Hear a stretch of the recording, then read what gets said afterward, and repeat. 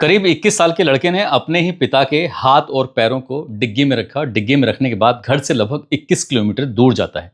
दूर जाने के बाद जब मौका मिलता है, मौका मिलते ही उन दोनों हाथों को, दोनों पैरों को वो फेंक देता है। साथ ही उनका जो मोबाइल नंबर होता है उसको वहीं मौके पर जाकर स्विच ऑफ कर लेता है। अब बाकी जो हिस्सा बचा था, वो धड़ और सर, उसको लेने के लिए फिर से घर पहुंच जाता है और घर जाने के बाद अपनी ही गाड़ी को पोर्च में इस हिसाब से लगाता है ताकि धड़ और जो सर था उसको उठाकर वो फिर से डिग्गी के अंदर रख सके और रखने के बाद उसको फिर से यहाँ से कहीं दूर ले जाकर फेंक सके। जैसे ही वो अपनी प्रक्रिया में लगा हुआ था, इसी बीच में घर की जो बेल थी, घंटी थी, वो बज जाती है और जैसे ही घंटी बजती है तो उसके बाद वो लड़का एकदम से अलर्ट हो जाता है। उसे लगता है कि कोई घर के अंदर प्रवेश ना कर जाए, इसलिए पहले वो जो व्यवस्थाएं थी उनको बिल्कुल दुरुस्त करता है। जो लाश का हिस्सा था उस हिस्से को छुपाता है। छुपाने के बाद सीधा वो गेट पे पहुंच जाता है। गेट पे जाता है तो गेट पे जाते ही सामने उसके एक अंकल थे जो उसके पापा के दोस्त थे। उनसे नमस्ते करता है। नमस्ते करने के बाद वो पूछते हैं कि बेटा, तुम्हारे पापा दिखाई नहीं दे रहे हैं, कहाँ गए हैं? क्या उनके बारे में कुछ जानकारी है, कुछ पता है? तो वो नमस्ते करते हुए कहता है कि अंकल जी, वो दिल्ली गए हैं किसी काम से और कल दोपहर तक वापस लौट कर आ जाएंगे। आप बिल्कुल परेशान मत हो। लेकिन परेशानी वाली बात ये थी कि उनका जो मोबाइल नंबर था, उनके पास 3 अलग-अलग सिम थे और तीनों ही सिम उनके बंद थे, यानी कि तीनों ही नंबरों पर कॉन्टैक्ट नहीं हो पा रहा था। जो दोस्त थे, वो दोस्त ज़्यादा परेशान हो जाते हैं। आखिरकार करें तो क्या करें?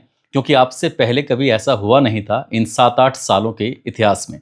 वो व्यक्ति वहाँ से चला ज़रूर जाता है, लेकिन उसने जाकर जो आस-पास के और जो व्यक्ति थे, उन सबके पास जाता है और जाकर कहता है कि यार, ये पड़ोसी पता नहीं कहाँ चला गया है। कभी तो ऐसा कभी गया नहीं है, क्योंकि उनका एक दोस्तों का ग्रुप था और ये बात जब ग्रुप में फैल जाती है, तब फिर उस लड़के को दोबारा से उस लाश को उठाकर डिग्गी में रखने की नौबत नहीं आती।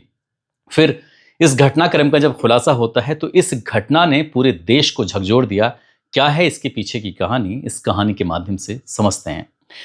आदाब, नमस्कार, सत श्री अकाल। मैं उस्मान सैफी। उत्तर प्रदेश की राजधानी लखनऊ की बात है। आशियाना एक कॉलोनी है और आशियाना कॉलोनी में एल ब्लॉक है। एल ब्लॉक में 4 या 5 ऐसे दोस्त हैं जो एक दूसरे को अगर 24 घंटे में एक बार ना देखें तो उनके देखे बिना उनको चैन नहीं पड़ता। या तो बातचीत हो जाए या फिर देख लें, क्योंकि जब अपने अपने काम से जब फुर्सत में होते हैं तो फिर बैठकर बातचीत जरूर करते हैं, गपशप जरूर मारते हैं और जब गपशप मारते हैं तो फिर बहुत सारी बातें भी ऐसी होती चली जाती हैं। एक दोस्त है जो दिखाई नहीं दे रहा है, जिसको लगभग अभी ज़्यादा नहीं हुए, 15 या 20 घंटे हुए होंगे देखे हुए।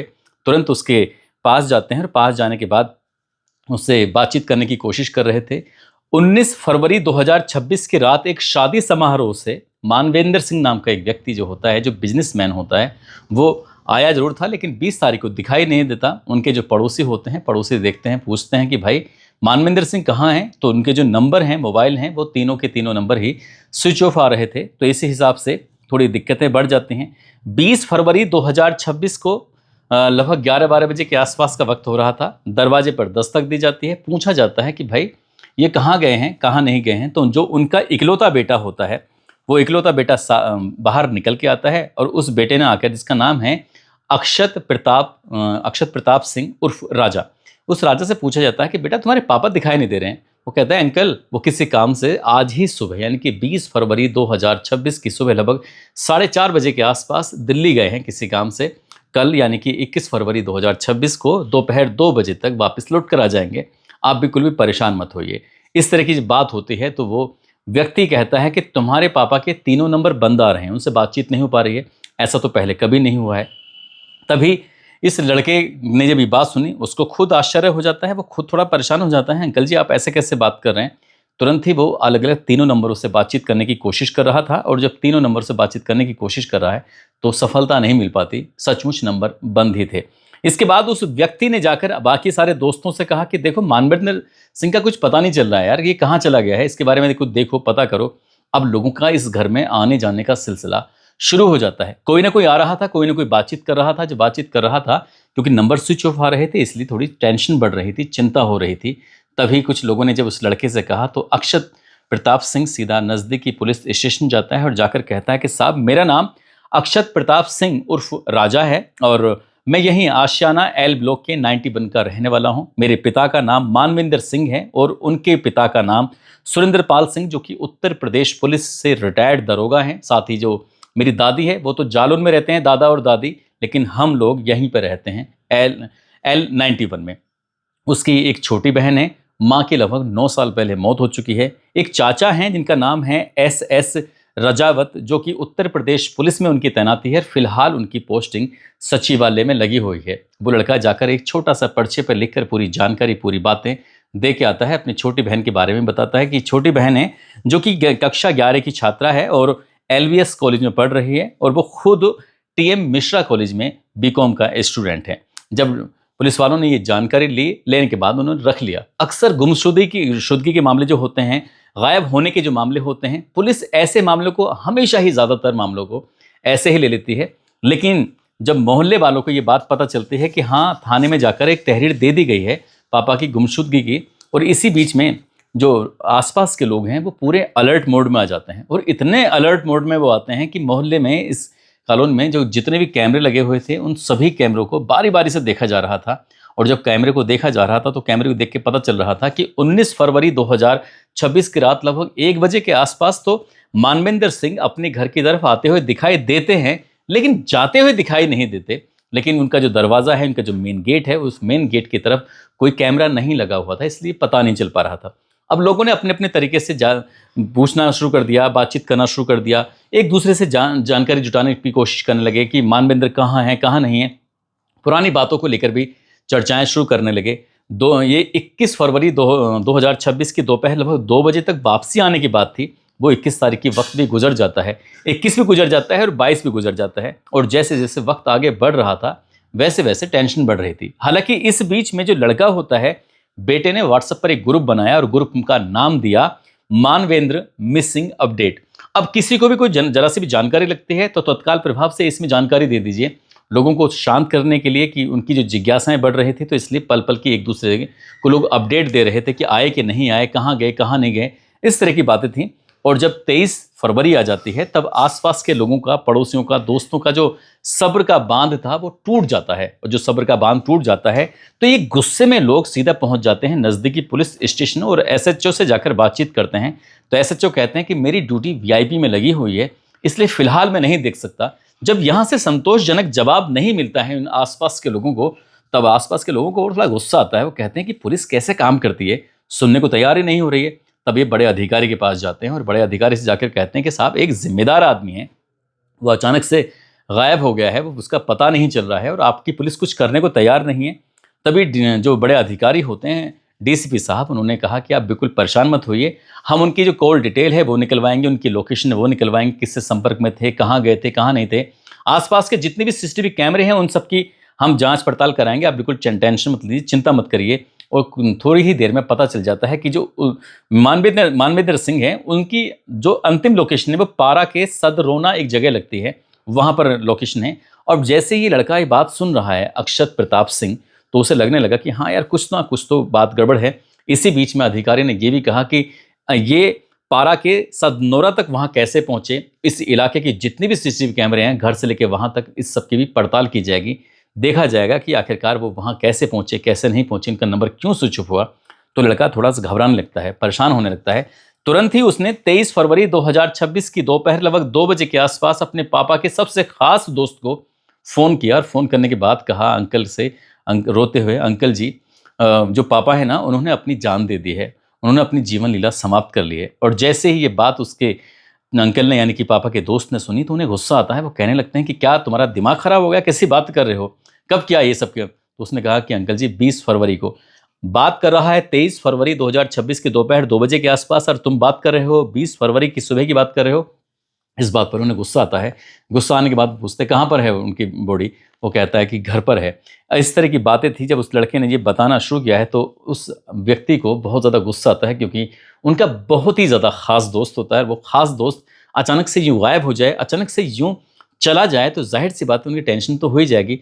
तभी उन्होंने उस लड़के से बातचीत करने की कोशिश की, और जब गुस्से में वो आते हैं तो गुस्से में आने के बाद उस लड़के ने एक ऐसा सच बताया, उसको सुनने के बाद उन खास दोस्त के भी पैरों तले ज़मीन खिसक जाती है, क्योंकि वो व्यक्ति जिसके बारे में अभी तलाश कर रहे थे, ढूंढ रहे थे, वो शायद कभी लौटकर वापस नहीं आए, जिसके बारे में ये कहा जा रहा था कि 21 फरवरी 2026 की दोपहर 2 बजे तक लौटकर वापस आ जाएंगे। लड़के ने बताया कि उसने ये सब कैसे किया, क्यों किया, आखिरकार ये सब पूरी कहानी क्या है, तो पुलिस को ये सूचना दी जाती है, पुलिस मौके पर पहुंचती है और मौके पर घर आने के बाद जब तलाशी ली जाती है तो घर के अंदर पुलिस लगभग 8 घंटे तक रहती है और जो उस लड़के के पिता होते हैं वो नीले रंग के ड्रम में पैक हुए थे। उनका हाथ दोनों गायब थे, उनके पैर दोनों गायब थे। बस इतना था। जितने लोगों ने भी ये बात सुनी, सबके सब लोग के अंदर सिरहंसी पैदा हो जाती है, लोग सोचने पर मजबूर हो जाते हैं। 3 मंजिला मकान होता है, आलीशान बिल्डिंग होती है। जो नीचे वाला फ्लोर होता है, ग्राउंड फ्लोर, उसमें एक पार्किंग बनाया हुआ है, गेस्ट रूम बनाया हुआ है। जो फर्स्ट फ्लोर है उसमें चाचा और चाची रहते हैं और जो टॉप फ्लोर है उसके अंदर ये उस लड़के के पापा, उसकी छोटी बहन रहती है और उसके वो खुद रहता है। यहाँ 3 सदस्य रहते हैं। इसी बात पे जब बातचीत पूछी जाती है कि ये सब क्या हुआ, कैसे हुआ, क्योंकि अगर कोई व्यक्ति अपनी जान देगा तो उसके दोनों पैर कैसे कट जाएंगे, दोनों हाथ कैसे कट जाएंगे, इसलिए वो ज़्यादा देर तक उस सच को छुपा नहीं पाता और जो सच बताता है तो कुछ इस तरह से बात सामने आती है कि उसके पिता ये चाहते थे कि बेटा नीट क्वालिफाई करे और नीट क्वालिफाई करने के बाद एमबीबीएस की पढ़ाई करे और एमबीबीएस की पढ़ाई करने के बाद वो अच्छा डॉक्टर बने, क्योंकि उनकी खुद की लगभग उत्तर प्रदेश के अलग अलग जगहों पर बताई जाती हैं लगभग 18 पैथोलॉजी लैब होती हैं और 3 शराब की दुकान होती हैं। घर में किसी चीज़ की कोई कमी नहीं, लाखों रुपए की आमदनी होती है और करोड़ों का मकान होता है। सब कुछ ठीक था, बस उनकी यही ख्वाहिश थी कि बेटा डॉक्टर बन जाए। लेकिन बेटे का मन डॉक्टरी में कम लग रहा था। कम इसलिए लग रहा था कि 2 बार नीट का एग्ज़ाम देने के बाद भी उसको सफलता नहीं मिलती और पिताजी हमेशा एक ही बात कहते थे कि अगर तुम पढ़ाई करोगे तो सब कुछ तुम्हारा है, अगर पढ़ाई नहीं करोगे तो तुम्हें कुछ भी नहीं मिलेगा। इस बात का ध्यान रखना। शादी समारोह से 19 फरवरी 2026 की रात को जब वापस लौट कर आते हैं तो पिता में और बेटे में कुछ इसी बात को लेकर विवाद हो जाता है, झगड़ा हो जाता है। पिता ने डांटते जैसे पहले डांटते थे, तब भी उन्होंने यही कहा कि देख लेना कुछ नहीं मिलेगा। उस लड़के को इस बात बहुत ज़्यादा गुस्सा आ जाता है। वो गुस्सा कुछ इतना आता है कि जब रात में उस लड़के की आंख खुल जाती है, पिता सोए हुए थे, घर में रखी हुई एक राइफल होती है जो पापा के बिल्कुल एकदम करीब में होती है, वो निशाना साधता है और सर के एकदम से करीब में मारता है और सर में जब गोली लगती है तो सर का जो पूरा एकदम भेजा होता है ना, वो सर नहीं रहता, वो थोड़ा सा हिस्सा ही बचता है, बाकी सब बेकार हो जाता है। आसपास के लोगों को ये जो गोली की आवाज़ थी, शायद ऐसा लगा होगा कि शादी समारोह का मौका चल रहा है और किसी ने आतिशबाजी की होगी और इस गोली की आवाज़ को कोई पहचान नहीं पाया कि इस घर में किसी का कत्ल हुआ है। लेकिन इस पास में ही एक दूसरा रूम होता है, उसकी छोटी बहन है जो कि जिसकी उम्र लगभग 17 साल के आसपास होती है। गोली की आवाज़ सुनने के बाद तुरंत वो जाग जाती है। जैसे ही अपने पिताजी को ज़मीन पर पड़ा हुआ देखती है, देखने के बाद उसकी भी पैरों तले ज़मीन खिसक जाती है। पापा को देख के वो थर-थर से काँपने लगती है, इतने डर जाती है, वो समझ नहीं पा रही थी कि मैं इसका चीखूँ, चिल्लाऊँ, क्या करूँ, क्या ना करूँ।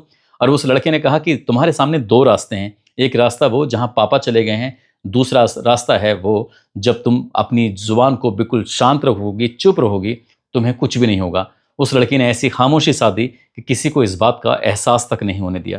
इसके बाद उस लड़के ने इस लाश को ठिकाने लगाने के लिए जो प्लानिंग की, वो वाकई बहुत भयानक होती है। जब अपने पिता को उसने उठाने की कोशिश की तो उसके पिता लगभग 1 कुंटल 10 किलो के आसपास के बताए जाते हैं, तो इसलिए वो उन्हें हिला भी नहीं पा रहा था। हालांकि उसने कोशिश की और कोशिश करने के बाद उन्हें खींचता हुआ सीधा बाथरूम की तरफ लेके जाता है। आरी का इंतजाम करता है और आरी से दोनों हाथों को अलग कर देता है, दोनों पैरों को अलग कर देता है। अब जो शरीर का वजन था वो काफ़ी हद तक कम हो जाता है। उसके बाद उन दोनों हाथों को और दोनों पैरों को गाड़ी की डिग्गी में रखता है और घर से लगभग 21 किलोमीटर दूर एक सुनसान जगह पर जाकर उन्हें फेंक देता है। उनका जो मोबाइल था वहीं जाकर बंद कर देता है। फिर से घर वापस लौट कर आता है। घर लौट के आने का उसका एक ही मकसद था ताकि जो बाकी शरीर का हिस्सा बचा हुआ है उस हिस्से को भी वो फेंक दे। लेकिन तब तक दिन निकल चुका था, तब तक लोगों की आवाजाही शुरू हो जाती है। नंबर स्विच ऑफ था तो लोगों को थोड़ा शक सा होने लगता है कि इससे पहले तो कभी नंबर बंद नहीं था। आखिरकार उस लड़के से जब लगातार कांटेक्ट कर रहे थे तब उस लड़के को मौका नहीं मिल पाता, तभी नीले ड्रम का भी इंतजाम किया जाता है। लड़का कई बार गाड़ी धुलवाने के बहाने से, कई बार कुछ किसी न किसी बहाने से वो घर से बाहर जाता था, आता था और इसी बीच में मौका देखते ही वो ड्रम का भी इंतजाम कर लेता है। पिताजी की उस बाकी बचे हुए हिस्से को वो नीले रंग के ड्रम में रखता है और कुछ ऐसे ज्वलनशील पदार्थों का भी इंतजाम करता है ताकि मौका पाते ही उन्हें बॉडी को ख़त्म किया जा सके, मिटाया जा सके। लेकिन वो ये नहीं चाहता था कि यहाँ पर उसको ऐसा करे। उसकी मकसद ये था कि यहाँ से कहीं दूर लेके जाए, उसको जलाए और जलाने के बाद उसको पूरी तरह से ख़त्म कर दे। लेकिन जैसे जैसे वक्त आगे बढ़ रहा था वैसे वैसे आसपास के लोगों की आवाजाही बढ़ रही थी, उस लड़के के प्रति संवेदना बढ़ रही थी, ताकि उसके जो परिवार के पहले ही उसकी 9 साल पहले उसकी माँ मर चुकी है, अब उसके पिता अचानक से गायब हो गए हैं, ये बच्चे कैसे रहेंगे, कहाँ पलेंगे, कहाँ बढ़ेंगे। तो इसी बात को लेकर ही पड़ोसियों की चिंता बढ़ रही थी। लेकिन कोई नहीं जानता था कि वो व्यक्ति अब कभी वापस लौट कर नहीं आएगा, जिसके पास किसी भी चीज़ की कमी नहीं थी, जो एक बेहतरीन, एक शानदार इंसान था। जब उसके बारे में बताया जाता है, उस व्यक्ति के बारे में, वो सबके साथ मिलकर रहना अच्छा लगता था। हर त्योहार को वो पड़ोसियों के साथ बड़े उत्साह के साथ मनाया करता था। कोई ना कोई आयोजन वो ऐसे ही कर दिया करता था, अपने दोस्तों के साथ बैठने के लिए, आसपास के लोगों के साथ बैठने के लिए, किसी की भी मदद करने के लिए यूं ही एकदम घर से निकला और तैयार हो जाया करता था। और पार्क में हर साल रामलीला जरूर कराया करता था और अपने ही बेटे को भी एक रोल दिया करता था। बेटे का बताते हैं कि मेघनाथ का रोल दिया करता था। और उसने अपनी बेटी और बेटे के लिए दूसरी शादी भी नहीं की, क्योंकि उसकी जो पत्नी थी लगभग 8 साल पहले खत्म हो चुकी थी।